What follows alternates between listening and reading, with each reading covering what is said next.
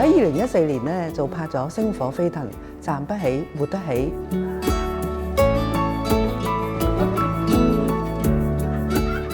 出咗街之後，咁好多朋友都好開心，就係話：慧蘭好犀利啊！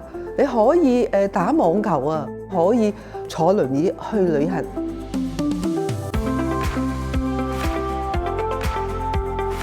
我係一個痛症嘅病人，基本每日24小時嘅痛，係冇可能做到呢一樣嘢。但係亦都藉着神嘅恩典，真係佢俾我呢一份痛而不苦、殘而不廢嘅生命。突然間就有一次，隻手點解咁麻痹？右手好痹啊，痹到對腳。咁我就同師母講，咁啊師母就於是即刻打3條9啦，好快就去送到去醫院啦。咁醫生亦都好緊張，因為而家你係腦主幹中風啊，即係兩邊身啊，咁所以好危險。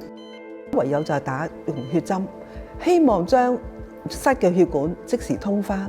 但係呢個手術亦都係風險好大，因為如果打呢個針，佢係可以通到我塞嘅血管，但係同一時間亦都會其他微絲嘅血管都會爆，甚至死亡。當時嘅氣氛咧，大家都好沉重，但係而我自己做相反，就覺得我唔係咁緊張，我只係心裏邊咧就同天父講：天父啊，求你咧幫我，亦都救我。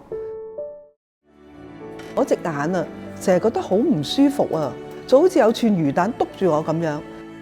醫生佢幫我再重新照磁力共振啊，咁佢就發現視神經壞死咗啊，咁而令到個視野收窄，但係亦都開始一直由右眼開始真係完全睇唔到啦。到我再喺疫情嗰時候，視力已經差到得返1成啊！我天父，你應承過我㗎，呢一點光就係你話我能夠可以生活得到，我就相信你。我唔希望呢一點光都冇埋咯。天父啊，我都好想做門徒，四處去，行到邊傳到邊。咁亦都真係天父成就咗。我冇諗過係有12間教會，一間安老院，就有5間咧，就係嗰啲家庭聚會嘅分享，總共有18場。整個旅程裏邊咧，係去不同嘅地方，由南部去到北部啊。有3位護士長啊，佢好清楚腦主幹中風，唔能夠好似今日可以講翻嘢、食到嘢嗰個狀況。